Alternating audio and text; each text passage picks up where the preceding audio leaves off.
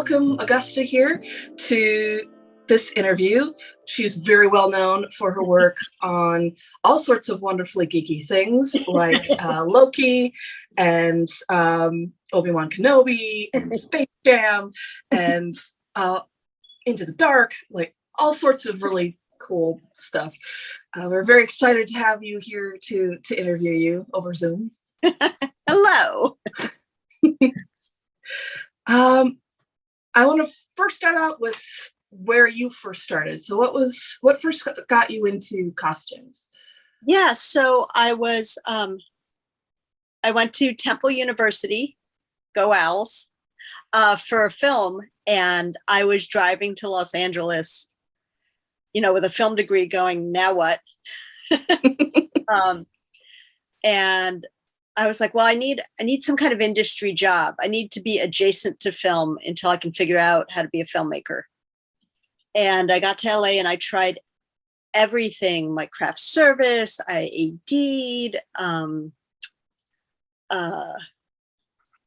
like I was trying all these things, even though the little voice in my head kept saying, but you love fashion and you love costumes. No, but what if I love something more? I didn't.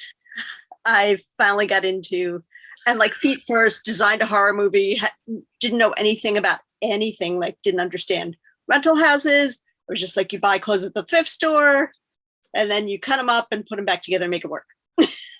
So was down this non-union path. And then I was working with this great group of women and our show flipped. And I know, the lucky son of a bitch. Yeah. And that would have been, I think I started doing costumes in end of 92, 93, and then got in the union 96. So Nice. Yeah. And there were day jobs in between there, as I figured it out. So naturally, that makes sense. So what was the first costume you ever made? The first thing I ever made, my gateway drug, as I like to say, was 1976, and it was the bicentennial. And my teacher brought in these round discs with lace on the edge, and it had a little channel. And our job was to take elastic on a safety pin and feed it through the channel. And that was the first thing I ever sewed, and I was hooked. Like just that simple act, I was like, wait, I can do a thing, and then I can wear this hat. Like, oh. And no one in my family sewed. So I was kind of like self-taught.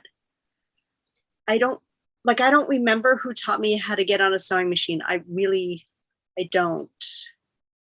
I remember the sewing machine we had at home being broken all the time. So I think I knew in my genes that it was this motion, because I maybe had seen it in an old movie or cartoon. And I was like, well, okay, sure. So do you want to talk a little bit about your latest project? About Star Trek? Sure. Not prying for any NDA stuff, obviously. Yeah. I never want to meet those lawyers. So no. Well, I can say, I can say without any conflict that predominantly I'm on there for alterations for Starfleet uniforms. So, there's definitely, I'm an alterations fitter. So like my strength is like, I have a garment and I have to make it work. And all the little techniques I've, picked up along the way about like how to hem something quickly, how to fudge a lining, how to get 1/8 of an inch out of a custom made garment or a commercial made garment where there may not be 1/8 of an inch to get, that kind of stuff. Or what the Instagram account calls #sexy wedge. Yes. How to let out dress pants if they're going to sit down or their jacket's not coming off. So what do you think is the most detailed thing you've ever worked on? I mean, I used to do a lot of burlesque costumes for the Los Angeles burlesque scene. I think one of my favorites that I've done for myself was a variation on the Evil Queen from Snow White. So you know how like you can't buy fake ermine anymore? So I had to hand make ermine tails because it was real important to me that it wasn't just white fake fur with black splotches. It had to be the actual tail. And then she kind of has an Elizabeth Bathory slant. So she has like a stomacher. And I sewed all of these little jewels and some of my great grandmother's earrings onto it. So it's all encrusted. And it took a really long time. I believe it. But yeah. I think, you know, we all approach these things with like, oh, I'm only going to spend this much time and this much money. And then it starts to avalanche. You know, I don't believe in last minute inspiration. I believe you get inspired because you're thinking about it at the last minute. You've waited until the deadline to give it full focus. So if we could focus on our projects from the beginning, then we would definitely like have time to make our inspirations. But also if we have time to make the inspirations fulfilled, you know, it's like, oh, I really didn't intend when I started out on this of sewing all these jeweled items on this stomacher, but in for a penny. How was the most glamorous thing you've ever worked on? That's a good question. I'm mostly just fishing for stories, so you don't have to, you know, get it down to one if you don't want to, too. So, like in my own design world, like doing burlesque costumes, I always try. To me, it's the element of surprise. You know, and what does that mean? Because obviously, with a burlesque costume, there are several reveals throughout the course of the act. So, like Jezebel Thunder has this kind of jungle queen act. And I built her this feather, was based on an existing costume by Dorothy Dandridge. So I built her this feather rig, where it's all these feathers sticking out from her waist, but it's under her bum in the back. So when she turns, it's like this reveal. And she also had a big giant floral headdress. I love making headdresses because as a former dancer myself, I understand movement. And also I know Jezebel, so I know she wasn't going to treat it very carefully. You know, a lot of dancers are just like whipping things around and at the end of the night, shoving them in their bag with their foot. So I think it's not even glamour so much like that I can do glamour and, you know, they can be sturdy underneath it all. What do you think the zaniest thing you've ever made was? I bet you have some good ones. Yes. One of the zaniest things I made was for the TV show Jessie. And we had to do, I made a bunch of really crazy hats for a character named Mrs. Chesterfield. And they would rent her like these beautiful 80s, like, you know, Paco Rabanne suits. And like, we'd have to make a matching hat. And one of them had to be shot through with a laser. And I was like, I don't have time to make 2 hats. So what I did was I made this big upward piece, I'm running out of screen, big upward piece, and then it magnetized in there. And I made 2 of just that subsection. So one was the blowed up one and one was the clean one. And then when she gets lasered, like we could just magnetize, just pull them out and pop them. We didn't even have to get them off her head, which of course hair was like, thank you. This one's one of my favorite weird things. What was a costume that is not what it looks like? That's a tough one. That's a tough one. I would have to say, and I didn't make them. I just worked on the pattern on Kenobi. Oh, just. Yeah. I was actually too busy doing alterations they got someone else to make it. But it was like a little, almost like a collar. And they came to me and they're like, we need you to pattern this. I'm like, cool. And it was literally bias on the top, straight grain on the bottom. And yeah, I was just like, but that's impossible. It's supposed to be one piece. I don't understand how it's going to change grain in the middle. And it was so much harder to like try and figure out how I was going to do that. And then when you get it, you're like, oh yeah, it could only have been that. So it ends up that the bias, the straight grain part is the facing underneath. And the bias piece drops into that. And it was like literally the first thing they hit me with. And I was like, already like, oh my God, I'm on Star Wars, like trying not to freak out, like my little girl dreams. I wanted to do this my whole life. You want me to, okay, I'm going to get it. I'm going to get it. My friend has told me this story. She came home and her dad was fixing the washer. And she's like, oh, I didn't know you know how to fix that. And he looked up and went, well, I'm smarter than the wash machine. So that's always been my go-to. Well, I'm smarter than the fabric. I've got a visible thumb, brain, and I should be able. And man, sometimes designers pick fabric that you're like, this isn't exactly going to work, but that's my job, right? Mm-hmm. Right? Your job is to make that fabric work no matter what you have to do to it. How many times you have to beat it 8 ways from Sunday? So what do you think was the simplest thing you ever made that had the greatest impact? No dying. It's against the rules. We have work tomorrow. There was something I made for me. In burlesque, there's a garment called a panel skirt. And it's a belt, a cloth belt. And then there's a little 1/4 inch circle in the front. And then as much circle as you can get in the back. And I was doing a 90s show. So I made it look like it was a tied flannel shirt. And then it just had a big flannel skirt in the back with like, super cut off jeans and like Doc Martens. And the audience was, because I did this at the Burlesque Hall of Fame. So, right, an audience full of other dancers and they just like, what? And that was pretty amazing because it seemed really, again, simple, but it's the element of surprise. Everyone's like, oh, she's got a shirt tied around her. Oh, what? Yeah.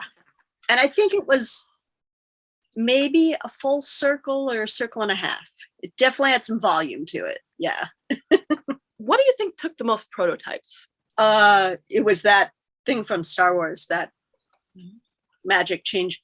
That one was 4.5 prototypes.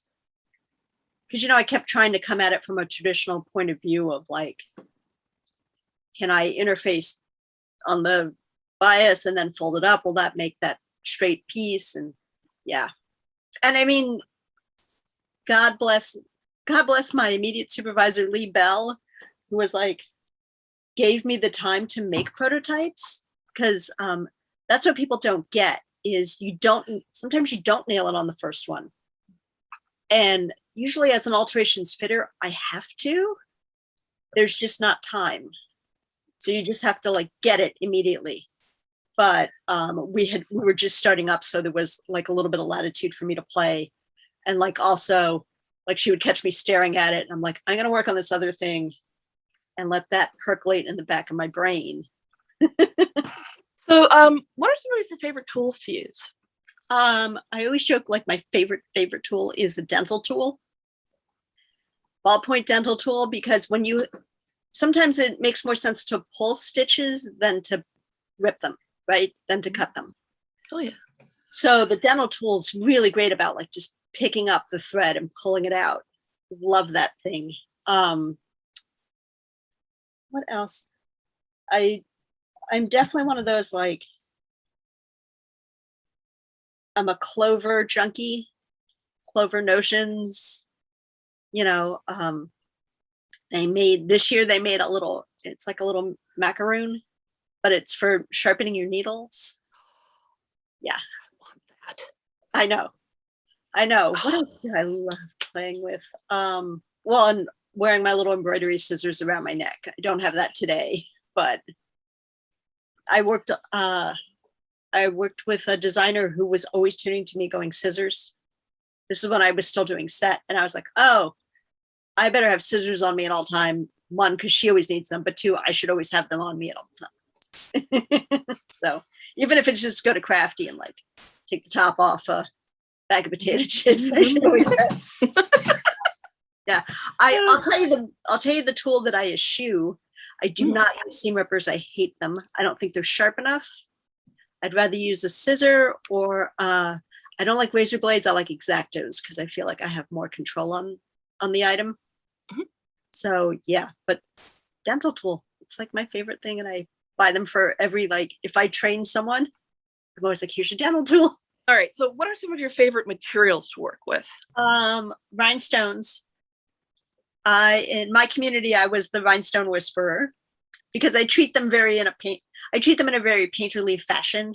So it's not just like slap some Swarovski on there. It's like, no, if I'm going to do one color, I need 4 shades of it.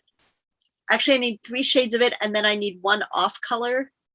Like if I'm going to do red, like I'll do cyan, I'll do light cyan, I'll do light cyan AB, and then I'll do olivine to give it some depth and texture.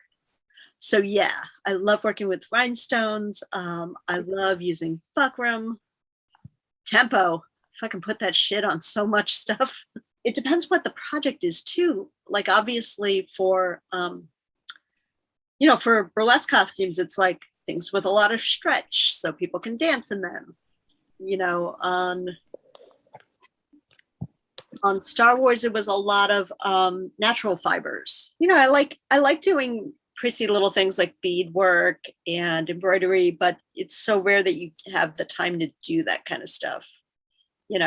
So can you buy an applique where I can just work some beads into it? I'm really about not doing shit off the rack. Like, okay, you bought that applique downtown, but anyone can. So it can literally show up on anyone else's costume. So how do we, it's something I'm super sensitive because I've had it happen to my work where like sometimes designers bring you pictures of things that aren't theirs. And there has to be like a real conversation, like, well, this is what this person did, but let's talk about how to make it what you want, because I get it. They're looking for inspiration and producers have no vision. So you got to show producers something, right? Mm-hmm. So, but like, how can we make it yours and not that person's? Because then you should just be buying that person's stuff. What was the hardest thing for you to learn how to do? To this day, zippers. I fucking suck at zippers. It's just, because when I was doing burlesque costumes, like the zippers are big molded plastic zippers. Oh yeah. Because you can't get stuck in them. Like nylon ones are going to break. Metal ones are going to catch your skin. Like it had to be that. And then you didn't really cover them because you can't risk the dancer getting trapped on stage. So I got really good at those, but I wasn't practicing anything else. And it's not like I was doing any kind of other costuming. And now I'm like, oh, I'm so behind on my zipper technique. So, and again, it's that thing where I need to do like 5 in a row. Like I need to make 5 garments with flies and then it will like lock in. Oh yeah. But I just haven't, whenever I do something that I'm not great at, I'm like, ugh, it's like runny eggs. My zippers are runny eggs right now. What's an industry secret you wish you had known when you first started out? An industry secret is or something you would have liked to have known starting out. Yeah, that certain things you do have to stay in practice doing, like the zippers. You know what I mean? Like, or true. Just certain techniques, like if you're not doing them all the time, figure out just because you've done it once. Yeah. And just like, because there's so many little details attached to each one that you could easily skip a step. You know what I mean? Oh yeah. I take copious notes whenever I'm working, because sometimes they'll bring you a polo shirt and then 2 weeks later they bring you a size too big and say, oh, we have to knock this down, or they bring you the same size and like make it match, and you're like, I don't even remember what I did 2 weeks ago, let alone this polo shirt. So it's always nice to have notes to go back to. That's very truth. Yeah. Well, that and reinventing the wheel. Yeah. Yeah. Yeah. And, like I have all my Starfleet notes in my notebook, but then I also, there was no fitting Bible for them. So I put them on the wall. So if anyone had to fill in for me, they could at least read the notes. Some people treat their knowledge like it's proprietary, and I'm like, no, it's been like, 2,000 years of sewing. I'm sure you're not the only one who knows this technique. Do you have any fitting room advice? Yes. Hopefully you're working with a designer who likes you and respects you. I've been in fitting rooms where designers have looked at me like I was a bug. Yeah, that's super not fun. But I find like sometimes we get in these like grooves where we're talking about the costumes and the fit and whatever, and we forget that there's another human there, and that human's the actor we're fitting on. So to try and make that person feel very welcome and, get their input about stuff. There's been this trend to fit everything super tight, and which is weird to me because the minute anyone walks, like everything bunches up. So, like fit it, ask the actor to walk around with it, see if he or she is comfortable in it, if they're comfortable in it. I had one actor, and you could tell up until this point what he had been dealing with. I had to make him a crotch strap so his shirts would always stay tucked in. And he was very awkward, and he didn't know how to say it. And he finally just blurted out, "I'm a guy, I have guy junk." And it dawned on me, every crotch strap that had been made for him prior had been like a ladies' one with not a proper pouch. Oh, no. So I'm like, right, I hear you. I hear what you're saying. I made him one that he loved. What are some of your favorite details to add to costumes? Character specific. Like maybe it's a detail that on Star Wars we had to like add. I had to do some alterations, and we were on a specific planet, and I had the time, and I was like, oh, I'm gonna like do all these alterations with like yarn and do big cross stitches to kind of add an extra element that's like tribal, but this way it's like it's not obvious too, but it's something I can see these particular characters doing, or because sometimes we don't get the scripts, right? So we're just kind of maybe you are on a thing where you get a sketch. I do have fondness for designers who can sketch themselves.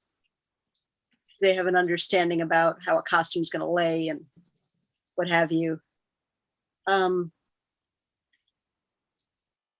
is it's character based, and that comes from me being a filmmaker and understanding storytelling and knowing that that's what a costume's about. All fashion. To me, we use costumes, but it's fashion, but all of it's storytelling. It's what you're presenting to the world. So like, if there's a character, like when you look at something like Pretty in Pink, the idea that she makes her own clothes, and how that works into the plot. I don't know. It depends on every project. I don't have like a specific go-to. I think that answers the question. Like you like the character-driven details. That's yeah. How have you navigated through your career? What motivated you between transitions? So you start out in fashion and then into film. I started out in So fashion was just that thing that I loved as a child. Like I was just a joke. Like a good day was like if I could get a copy of Vogue, Twilight Zone magazine, Omni. And then as I got older, Interview. And then if I could sneak into New York, The Face and Cinefex. Like definitely nerd fashion has been my thing. but that just didn't seem like an avenue I could take. It's odd that I thought filmmaking was something I could do, but like costumes didn't seem real to me in that way. I think because I didn't go to school for it, and I've always felt, not that that's been a gap in my education, but that other people would think that. So, being in film and then like doing set was like, well, I could watch directors work. To me, that was like a step towards filmmaking, but in reality, it was more a step towards what I'm doing now in the workroom is I think so much about my set sisters and brothers, like the snap's going to be a little bigger than it needs to be because I don't want it to pop on camera,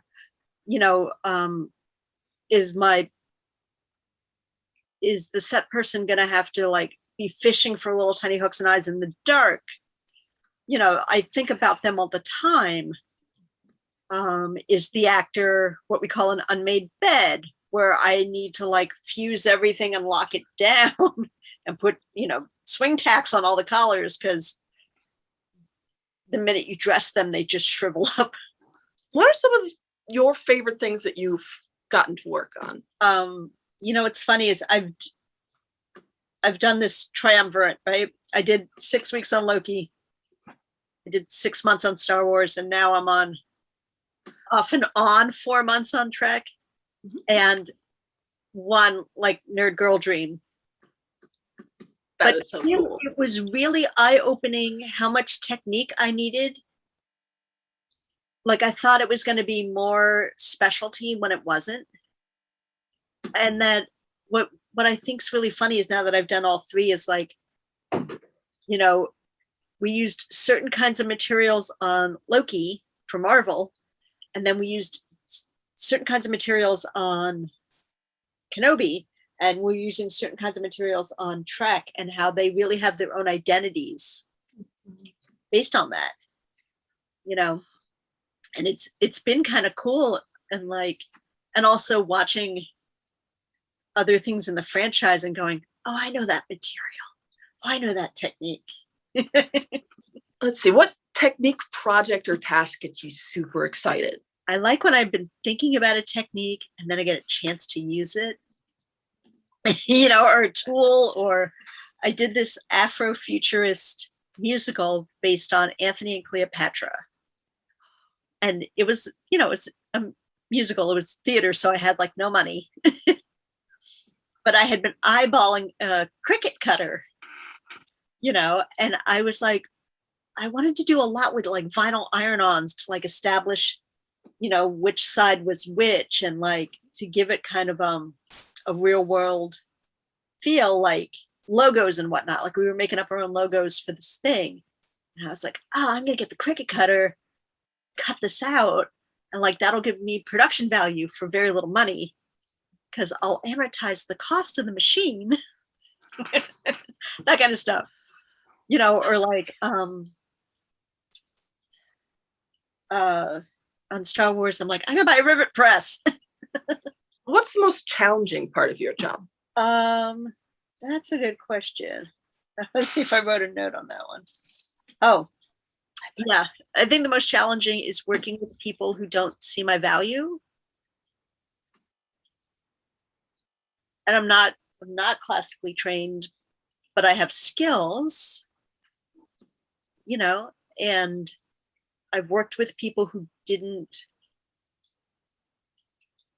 see them as important or useful. And that's hard. And it's not a good place to be, Yeah. Yeah. For what it's worth. Yes. I would argue the opposite. You're learning the way that is the old school way of learning stuff. Just Right. Going and working with people and getting the best of the best to show you how to do stuff. Right. Like that's kind of ideal. I mean, that's what apprenticeships used to be. Yeah, exactly. Right. And when it comes down to it, I've certainly had people not value my work or skills because I got them through schooling instead of through learning on the job. So I have a feeling it has more to do with the people who are devaluing us than it does with it has to do with our skills. I remember early on, I was working for someone, and I had said that because I wasn't trained in pattern making, I used to do all my patterns on 3mm plastic drop cloth. I've seen that. Because especially if I was pulling a pattern off an existing garment, like you pin it and then you just trace it, and then you go back with rulers and curves and make the lines clean, but that way you can see it.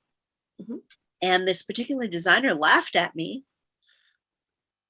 because I guess it's not what FITM taught them. And sorry, that was very audible eye roll. I was on that project with Wendy Baltanovich, and she's like, no, actually that's kind of genius. Yeah. Who cares that you learned it in some like home sewer magazine? How often have you been basically an armchair shrink in in fitting rooms? A lot. And it's the amount of times I've heard people say my body is weird. I'm like, that's not a thing. Bodies aren't weird. They're just bodies. Yeah. I'm sorry if someone made you feel shitty about who you are, and let's and it doesn't help having designers again fitting everything so damn tight, nothing looks good. It's like I always say, and it's something I used to do. If I was going to go try on clothes, I'd eat a cheeseburger first. Mm-hmm. And if my clothes look good on top of eating a cheeseburger, perfect. Like, we need to be thinking about their bodies after lunch. And comfortable. Look good all day, right? Yeah. Yeah. No, you hope you have a good designer who is sensitive to what the body really is, but sensitive to how the actor feels about that situation, and it's a team effort to make someone look great on camera. And also, a great costume builds their confidence, builds their character. How did you initially get into the union? Oh, you've already said that, but tell me the story. Yeah, I was on a show that turned, and the producer was so nice. It was a Gil Cates movie of the week. And I didn't have enough. There was something like I didn't have enough days. So they split my hours on the paperwork so it looked like I did. Nice. And that's how I got in. So can you explain a little bit to people who might not know what a flipped show means? Yeah, so you start out non-union, and then this one was a super friendly, where the union came in and said, we want to flip you guys and make you all union, and everyone was on board with that. It was really nice. A lot of times it ends up in a strike, where you strike and then they flip the show. But it was nice because I had been working with this team on non-union projects, so we all got union at the same time. So what role have mentors played in your career? I've worked with a lot of people who have I've been very lucky. I've worked with more people that have been kind and fun to work with than I have not. So, and I can't tell people enough, if it's not, no show owns you, and if it's not working out, get out of there. Especially now, like, you just stand on the sidewalk and a job will hit you in the face, just run up on you and punch you. Because I've been through a couple slumps. Mm-hmm. I've been in this town where it's been very slow. This is not that time. But yeah, I think just working with people who have been kind, who have been willing to like let me learn on the job, it's been nice. It's been really nice. So when I get people who aren't like that, I'm like, that's weird. What advice would you like to give students wanting to follow in your footsteps? Be kind, be unapologetically yourself. Start there, because everything else you can learn on the way. I have somewhere in the studio is a embroidered pillow that says, "After all, how hard can it be?" Because I've taken the job on. Well, like, well, how hard could this be? And you hope that your instincts and your research just get you over the hump. So there's I always say it's not like there's a book on the subject. For the longest time, there was no book on the subject anyway. But it's really about people. You know, you can have all the skills in the world, but if you can't collaborate in a collaborative art form, you're in trouble. What kind of education do you recommend for students? I think anything. I mean, definitely arts related, but you can learn techniques through other people. You can learn techniques through YouTube videos. Now it's amazing. But you can't learn like art history 101, 201, 301. You know, like for me, I use so many things that I learned in my advanced filmmaking class that I had with 16 other people that I think about. Like, it's the creative element, you know, the ability to like read literature you wouldn't have read, to look at art in a different way. So, because I don't want to say nobody, but it's rare that you go for a thing and you stay on that one exact single lane path. For those who can get it, great, but it's not always true. So open yourself up to as much. I always say, like, especially when I'm designing stuff, I've based costumes on like carnival rides. You know, I've been inspired by color, by the, like, scraps in the trash that I've taken pictures of because of the color combinations. And you have to, I think getting an education opens you up to those kinds of ideas where you may not have them, and then how to hone them and how to think about them in a specific way. What kind of skills would you like to see with a new worker showing up? You know, I wrote down standing up for themselves. Ooh, that's a good one. Right? Because that's so hard. It's super hard, and it's super important for them to do. And whether that's like, you know, open communication, obviously, like they may have a good idea about something. We should all be listening to each other, you know.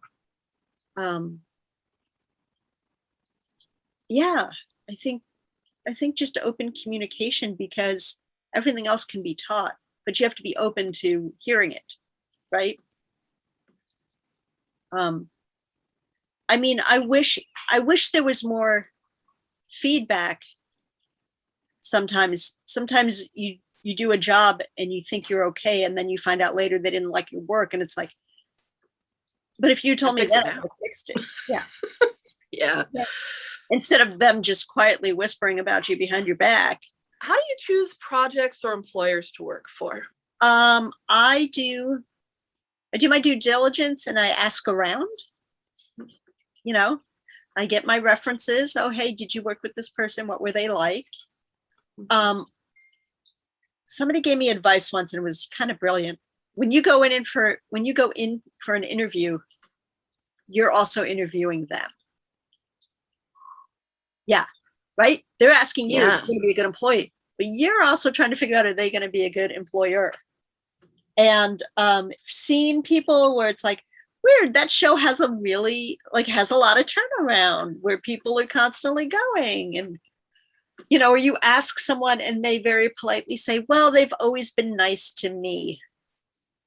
Like, those are some red flags. And then you really have to think about, are you going to flourish in that environment? And the answer is probably no. While we're on the topic of red flags, do you want to talk about some red flags that you look for? in addition to those ones?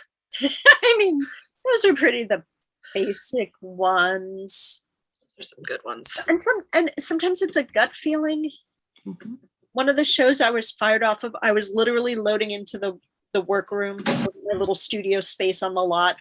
And I got everything loaded in and I looked around and I was thinking, am I really going to be hanging Christmas decorations here? And I didn't. They got rid of me at the end of October. But and also, like, are you a good fit? Like, personally, I'm a giant goof who likes to like litter the world with, you know, flowers and like decorate my space and like let's have birthday parties, and if that's not your team, they're never going to be your team, and you'll know right away. And again, nobody owns you. You can just as easily say, hey, this isn't working out for either of us, so here's my 2 weeks, or here's my month, or here's some names. I'll be on until you can find a replacement. If it feels bad, it probably is. Yeah. And the thing I got fired off of, they found someone. I think that person is still there. Right. What do you think on the other end of the scale? What do you think creates a most successful collaborative environment? Listening to one another, definitely. And a sense of ownership, like giving somebody sometimes just 6 ounces of creativity on a costume. Like, hey, you're good with this weird technique. Why don't you run with this? You know, I when I was on Star Wars, they gave me a little bit of latitude to like, they're like, you're a nerd. You actually know this stuff in some cases better than we do. So, you know, and obviously I would run the thing, whatever I was planning, I would run them by or like do a little sketch, but they were very open to like, yeah, sure. You know, I know on one character I hid and it needed something to gack it up. I just needed one little thing. And I was digging through my stuff and I found like a rusty, like stocking garter. Ooh. I just like put it on the back, like, and they were like, yeah, that's great. No one will see it. What do you think are hallmarks of a well-run show or workroom? Listening to people, for sure. Understanding how morale works. I've worked with some people who are very nice, but they don't understand morale at all. And it doesn't have to be something big. It can be like, you know, a coffee run. It can be, you know, we were at Forever 21 and they had these on sale t-shirts. You know what I mean? Like, just little things to make people feel that they're welcome and they're loved. Because we spend so much time with one another. You know, we spend more time at work than we do at home. Yeah. Or just being open to, my kid's got a little league game. Hey, you know, I really want to go to this premiere of this movie. Or, you know, like I was a dancer. So it's like, hey, one night a month, I have a show that I produce. I have to leave by a certain time. You know, understanding that this is a job and not a way of life for many people, and letting them go have their real lives. Since we're on the topic of negotiating, do you have any techniques or you already talked a little bit about things that you want to have to negotiate for. Are there any strategies that you use for that? You know, you have to just be very calm, and you have to be able, it's like, it's almost like when you're haggling at the Rose Bowl. Like, are you willing to walk away? How important is what you're negotiating for? For example, when I got on SEAL team, they were like, I don't want to pay you a kit rental. I'm like, cool, you're just going to have to buy literally everything I need. And they're like, yeah, they're okay with that. I'm like, great.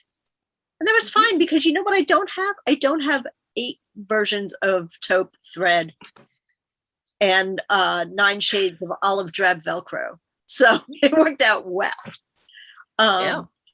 yeah, it's your line in the sand. So if they're not going to negotiate with you, then maybe that's not the show for you. You know, that's the one issue. Like, that's the beauty of collective bargaining, is those things have been set for you and you're asking for more. But what happens when they say no? What advice do you have for dealing with big personalities? So as a big personality, best kind. I'm pretty sure I once lost a job because they interviewed me and they said, how do you feel about like certain actors? And I said, they're just people. And I'm pretty sure that lost me the job, that I was supposed to say, well, some people are better than others. No. So all you can do is approach people the way you would, regardless of their station in life. Yeah. Humans have good days and bad days. Exactly. Was there anything else you would like to add or put out into the world for, young students, the general public, something you wish the producers knew, whatever? Something I wish the producers knew. Please, let me take my glasses off for this one. Yes! Dear producers, learn how to ask the question. You can walk into any workroom and like, I want X. Or you could walk into any place and say, what is it going to take to get X? Because here's the thing, you may not like that answer. And maybe you want X minus 3. And then we can all do good work and go the hell home. The last question for the evening, is there anything that I can plug for you? Would you like I can put your Instagram in the little doobly-doo and... Yeah, do my Insta. Uh-huh. Yeah. Do my Insta, because my website is tragic. Can't relate. No. I ran my own shit from my burlesque show for so long, and then I bottomed out, and now like my own website, I'm just like, I don't care. And I'm like, I have nothing to put on it right now. Well, you'd have to wait for it to come out. My IMDb is a hot mess. I'm like, I still have an old school resume. Well, anyway. Yeah, I know. She is mad at me. This is Agatha Christie, by the way. Hi, Agatha Christie. Yeah, William Shakespeare, the one that dive bombed me. Nar. All right. See you tomorrow. Thank you so much again. Nar. I know. And thank you again. It was good.